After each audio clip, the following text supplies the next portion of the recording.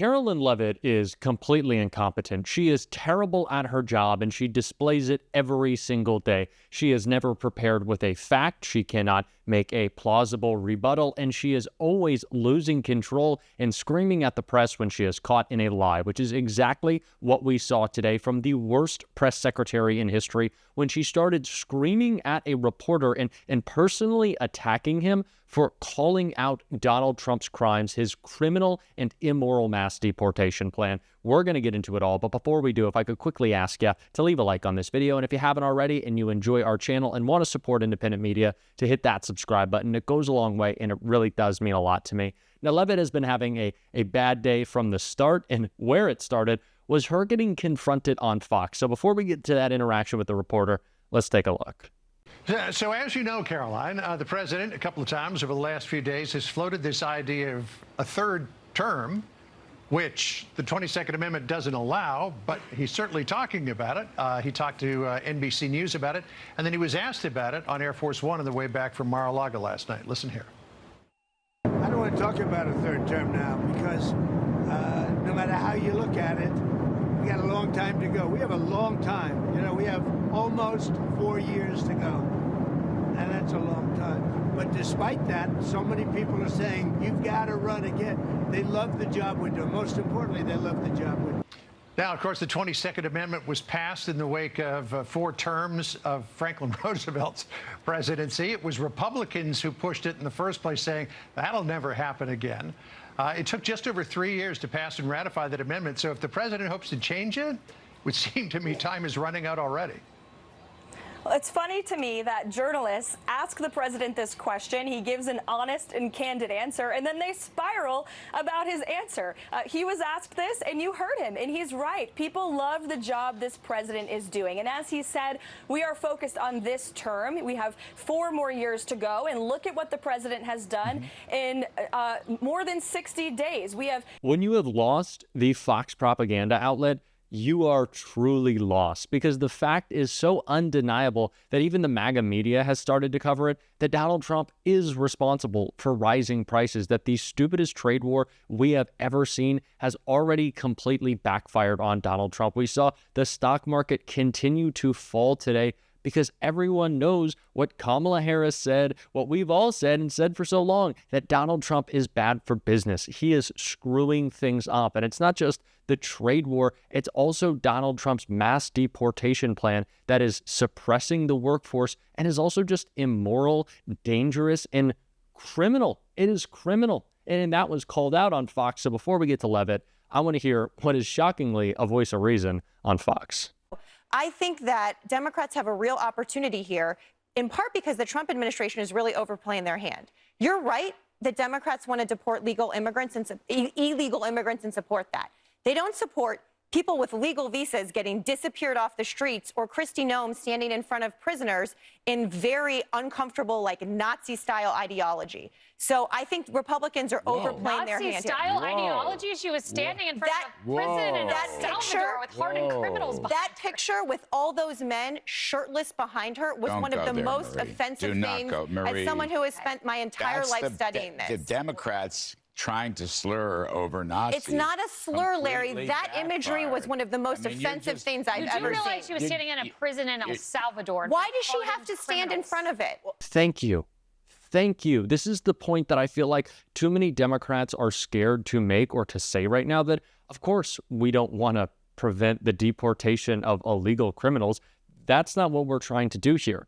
What we do believe in is due process. When you break the law in this country, all persons are afforded due process. And it is that due process that would keep Donald Trump's goons, these ICE agents, these thugs, from rounding up people for just having tattoos and shipping them off to foreign prisons in countries they've never been, with a language that they don't speak, all because of how they look. And they won't document who any of these people are. They refuse to give them due process, to bring them before a judge, to have some hearing. They're just shipping people off at their own discretion. It is disgusting. It is immoral. And when Leavitt was called out for it, her response was exactly what you'd expect. Validation guide the DHS is using to determine who is an enemy alien, a Tren de Aragua member, and deportable under the Enemy Aliens Act.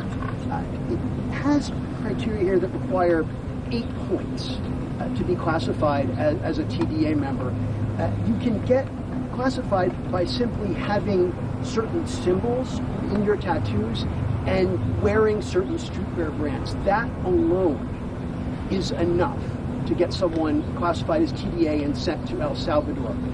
That's not true, actually, Andrew. According to this document, it is. No, according to the Department of Homeland Security and the agents, have you talked to the agents who have been putting their lives on the line to detain these foreign terrorists who have been terrorizing our communities? TDA is a vicious gang that has taken the lives of American women. And our agents on the front lines take deporting these people with the utmost seriousness, and there is a litany of criteria that they use to ensure that these individuals qualify as foreign terrorists and to ensure that they qualify for deportation. And the president made it incredibly clear to the American public that there would be a mass deportation campaign of not just foreign terrorists, but also illegal criminal aliens who have been wreaking havoc on American communities. And shame on you and shame on the mainstream media for trying to cover for these individuals who have.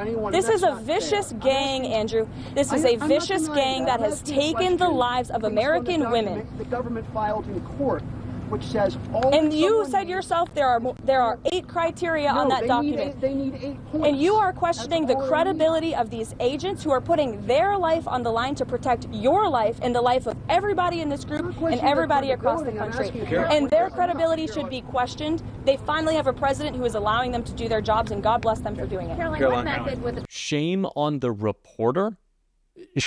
Let me get this straight. Shame on the reporter for calling out Donald Trump's illegal mass deportation plan.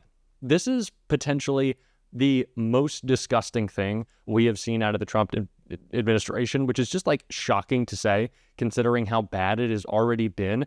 But this is not America. Like, this is fascism. When Donald Trump can just decide that any person for the tattoos they have or the way they look or what op-ed they published in their school newspaper can be rounded up by unidentifiable ICE thugs, put in the back of a van and shipped to a different country or to a different state to be detained without any warning, without any lawyer, without a judge present, without alerting their family, putting it on the record. This is terrifying, and everyone should be scared.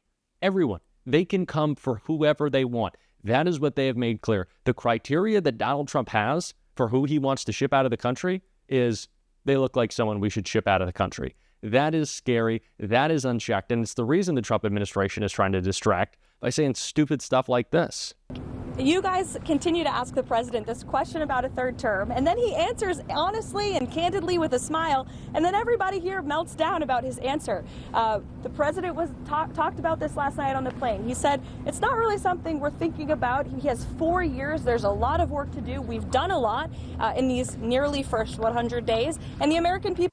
Now, I don't know if we should or should not be talking about how Donald Trump wants to run for a third term. I do think it is important in pointing out that this is a guy who is only concerned with himself. Well, things get more expensive for you and the country gets worse as a whole. But this is clearly just a distraction, something that they're just trying to throw out there to get the media to move their focus from what's really happening. An unlawful mass deportation plan, an attack on the checks and balances of our government, and of course, rising prices for all Americans, especially those who voted for Donald Trump. And listen to Karoline Leavitt right here. Like that, Steve. Any exemptions for farmers being considered for these tariffs? No exemptions at this time. This is the argument that Trump has tried to make with tariffs, that there's the short-term pain, long-term gain. But that's just not true. And farmers are a perfect example of this. If Donald Trump actually cared about American farmers, he wouldn't have cut billions of dollars that are spent purchasing produce, purchasing goods from their farms that is spent by USAID. He wouldn't have done that. And these tariffs only make it more difficult for them to compete. Donald Trump does not care about farmers. He's made that incredibly clear. Karoline Leavitt clearly doesn't care. These are people who voted for Donald Trump in mass. And Jim McGovern pointed out just how ridiculous their attack on these farmers is in this clip right here. Farmers tell me that uncertainty complicates and frustrates their livelihoods. And we're living in a time of great uncertainty. And just for the record, I don't think we can pretend like the last 3 weeks haven't even happened. We can't ignore what this administration is saying and doing. Mr. Chairman, the state of the rural economy in this country is declining by the minute because Donald Trump has decided to let Elon Musk put billionaires first and America last. I mean, come on. Tariffs against our closest allies and ag trading partners, gutting science programs while bird flu rips through poultry and livestock, freezing money that has been promised to farmers for ongoing projects. Do my colleagues really think these are good for rural America? Trying to illegally purge the career staff at USDA, who we all know try to help rural communities, demagoguing programs that provide a legal immigrant workforce for our farmers, destroying global food aid programs that our farmers rely on every day to sell what they grow and produce. These things are not America first. These are policies of people who do not care about rural America at all. So let me just say this as clearly as I can, Mr. Chairman. The rural economy of this country is in big trouble unless things change. Now, let me make this as simple as I can for people. USAID purchases $2 billion, that's billion with a B, worth of U.S. commodities every year. Grown by who? Grown by American farmers. That's soybeans, rice, wheat, sorghum, the vast majority of which are grown not in my district, but in your districts, in red states, in many of your districts. And then some weirdo named Elon, who's probably never set foot on a farm in his life, just decided to end it all, to eliminate entire markets for our commodity growers while prices are already low.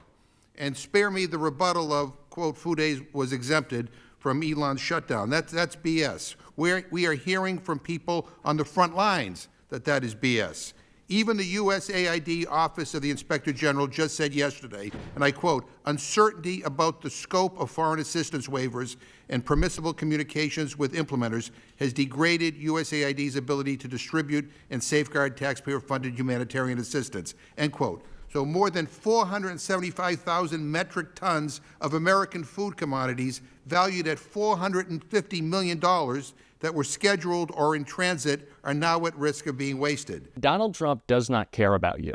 And it seems like Donald Trump doesn't care about you even if you voted for him. At this point, it seems like especially if you voted for him, because the people who have been most impacted by this administration are the people who made it possible. It is the I told you so administration. We knew what was going to happen, and it's playing out. Of course, it is our job to call it out, and a much better job than Karoline Leavitt's able to do. Gosh, she's such a disaster. I don't like listening to her, but I do like making fun of her. I'm just going to keep it real with y'all. It's a little bit enjoyable. It's therapeutic to me. We're doing it on this show, and if you want to support that and independent media, as always, you can hit that subscribe button, leave a like on this video, and if you stuck around to the end, drop a blue heart in the comments. And until next time, I'll see you soon.